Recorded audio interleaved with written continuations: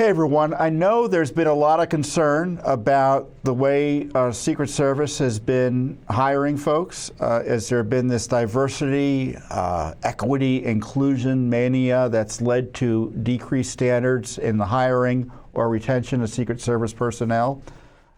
Given the attack on President Trump, the assassination attempt where they had agents, all of whom were female, who seemed too short and maybe not physically able to do the job they were supposed to do on that day, which is to provide full protection and be able to provide full protection if things went south.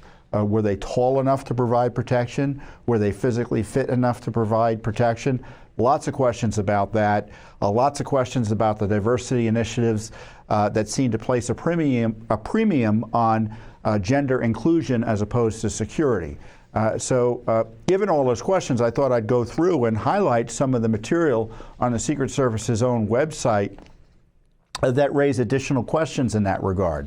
So when you apply for the Secret Service, according to the Secret Service's website, they put you through a physical fitness test or a series of tests that you have to take and irrespective of your gender, meaning all the requirements are gender neutral. And it's called the Applicant Physical Abilities Test. And this is what they say.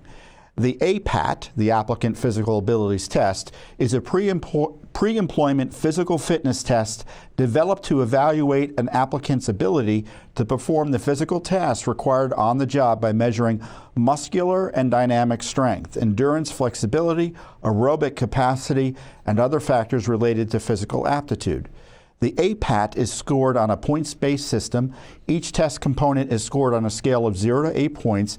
An applicant must achieve a minimum cumulative score of 20 points with no zeros to pass any APAT. APAT standards are not specific to age and/or gender identity.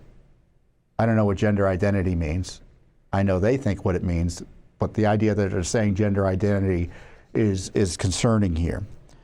But it is good that the standards are irrespective of gender. That's what I think what they're trying to say, or age. And here are the standards. It's the point value goes from 1 to 8. Let me step back here. You can see 1 to 8. And the first is push-ups, and then it's sit-ups, an Illinois agility run, which I guess is kind of it's an agility run. And then a 1.5 mile run. And you see the standards there. I mean, the basic standard of 1 is 15 to 16 push-ups. So no matter your age, no matter your gender, the expectation is, according to these rules, that you will be able to perform 15 to 16 push-ups. The minimum required is 23 to 28 in terms of sit-ups. The agility run time is 23 to 22 seconds.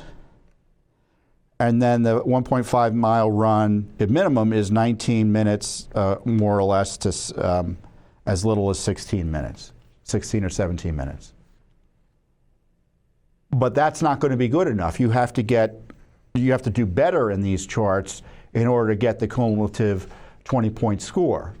So for instance, to get 8 points for push-ups, you need to perform 44 or more push-ups.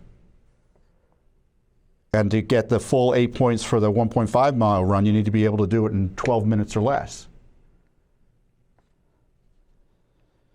So in theory, this ensures that the applicants have the speed, agility, as they say, and upper body and muscular strength in order to handle the job. Now, my concern about this is that you could do extremely well in agility and endurance, the 1.5 run, get a bunch of points there, and do poorly on the push-ups or the sit-ups, which measure muscular strength. And so, but it's not a perfect process, and, I guess we can argue on the outlines there, but at least it's gender neutral. So everyone's expected to do well enough to pass and get the 20 points. I mean, I don't think I could get the 20 points. So all those young people doing it, hopefully they're able to pass these standards. But the concern arises that once they're in, are the tests gender neutral? And they're not. Or are the fitness standards gender neutral? And they're not. And this is from, again, the site's, the United States Secret Service's own website, Physical Fitness Evaluation. The below training fitness standards are different from the applicant physical abilities test fitness standards. This handout has been designed to educate the reader on the United States Secret Service physical fitness standards and the proper protocols necessary to accomplish these standards. And everyone attending the training programs is supposed to come in good physical condition, ready to begin this program. The fitness evaluation measures strength, endurance, and aerobic capacity in 4 core elements. The core elements are push-ups, sit-ups, chin-ups, and the 1.5 million run. I keep on saying 1.5 million. It's 1.5 mile run. The fitness evaluation will be administered at the beginning, during, and end of training. Secret Service weapon carrying employees are additionally required to participate in the Secret Service physical fitness evaluation quarterly. So once you're hired, you have to go through this once a quarter. And then they have this point system will be applied to the fitness category level achieved by the student in accordance with their age and gender. The point system will be applied to the 4 core elements of the U.S. Secret Service individual fitness profile evaluation. So what I first notice here is that they dropped the agility, right? And they added pull-ups or chin-ups. So it's an added focus on upper body strength. But what they've done is they've changed it out so that males and females have different standards between them. And of course, you know, the older you are, the less is expected of you. So let's take a look at some of these numbers here. So the push-ups,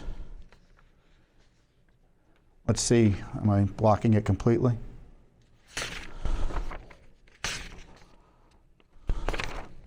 Oh, I can't see the push-ups. So the push-ups are age category. Let's see. Let me back off. I gotta, excuse me.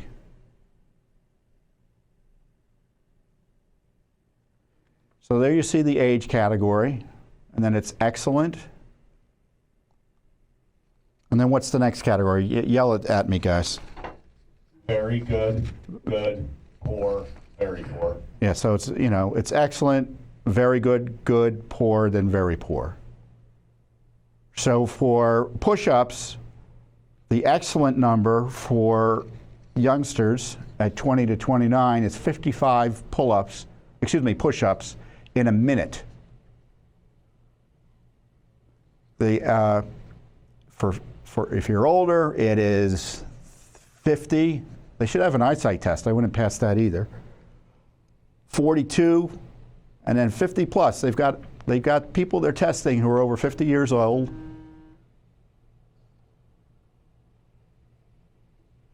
39 push-ups gets you the excellent category. Very poor is 15. For the elderly, the 50 plus, and 37 down there would be the worst for the young folks. So compare and contrast that with the female requirements. So at the upper level, excellent is only 40, 30, 23, 23 at the most senior. So a vast difference between, again, it's 55 to be excellent category for males. 40 is excellent category for females. Well, what would be 40 for the males? Where would that put you? Let's go back up to the males. So that would put you in the essentially the poor range. So a female, comparatively speaking, can perform poorly and be to a male and be deemed to have excellent fitness, at least in the area of push-ups. Let's go to chin-ups. Again, this is the Secret Service's own website. 11 chin-ups would be excellent for a youngster, upwards in the down to 5 for someone 50 plus. Very poor would be 0, 50 plus. And very poor would be 4 for the youngsters. Now let's compare that to the females. Okay, so 4 is excellent all around, no matter your age group.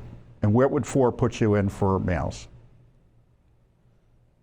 It would put you in, at least on the excellent level, very poor for young people, and essentially poor for males.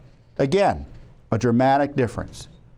What is termed to be an excellent pull-up result for females would be deemed very poor or poor for males. Am I misreading these numbers? I don't think I am. Are you concerned about it? I think you might be.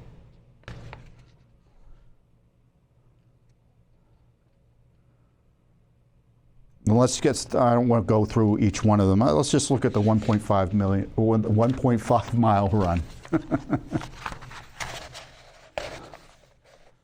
So an excellent 1.5 mile run would be about 10 minutes and 15 seconds? 10 minutes, 47 seconds, 12 minutes and 51 seconds for a 50 plus either trainee or current Secret Service member. So these numbers apply to not only trainees, but active members who are at least gun-carrying members. And let's go down to the female requirements. So that's 1250, 1342, 1430, 1556. So let's say it's like 13 minutes to 15 minutes. Where would that put you for a male? Again, it would put you in the poor or very poor category if you're a male. So again, a female who runs a certain time, that certain time would be deemed poor or very poor if you're a male. Does that sound like equity? It's not equity. It's different standards based on sex in an area that evidently is important to the ability to function on the job. So there you have it. They have different standards, physical fitness standards for men and women. Now they'll tell you the law requires it, or fitting, you don't know what you're talking about. The job doesn't necessarily require that the females be able to perform the way males are physically, at least as delineated in these tests. Well, I think that's for Congress to figure out. I think that's a tough question for presidents and people running the agencies to ask. Because what everyone saw that day were, and there's nothing here in terms of the physical profile. I don't know what the physical standards are in terms of the height. I mean, one of the biggest deals is, you can have shorter people who can move a lot of weight and be physically fit. That is for sure. But a male or female who comes up to here on a protectee, Trump's about a little bit taller than I am. Let's say he's like 6'2". I don't know, was that 2 inches? And you have a female who could be as much as a foot shorter or 8 inches shorter. Is that going to provide full protection if things hit the fan? No. And if they don't have the strength standards, Trump is a big guy. He's 220, 25, 230 pounds. I'm not sure what his weight is.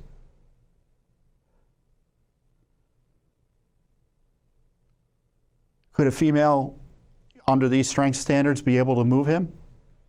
I don't know. And that's what the American people are asking after witnessing the video from this assassination attempt. So Judicial Watch will continue to investigate these DEI standards at the Secret Service, but I hope this video is informative for you and helps you understand what the issues are. So there are standard physical fitness tests that apply neutrally to gender and across age when they're applicants for the Secret Service at that stage of the hiring process. But once they're there, either under training or they or they're providing the sort of protection that requires using a weapon, they have different tests depending on their age and sex. Are the differences, appropriate? They don't seem to be to me. What do you think? There you have it. We'll put the links to the websites and this data below, and I'll see you here next time as we bring these issues to you on behalf of Judicial Watch. Thanks for watching. Don't forget to hit that subscribe button and like our video down below.